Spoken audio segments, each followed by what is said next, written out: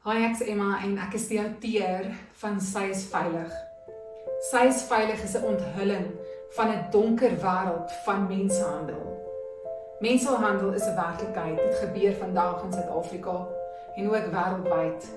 Hier is die verhale van soveel brawe, ongelooflike vrouens en meisies wat vrygekom het van wat vasgevang was in mensenhandel in verskillende forme, seks in die seksbedryf, die kommersiële seksbedryf en verskillende vorme van mensenhandel. Ek weet hulle stories gaan jou impakteer en jou lewe verander. Maar ek weet ook dat dit 'n impak moet maak in Suid-Afrika en ook wêreldwyd.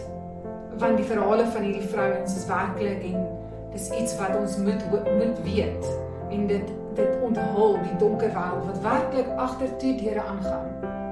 Ek hoop dit gaan jou lewe verander en ek hoop dit bring verandering ook in Suid-Afrika en wêreldwyd.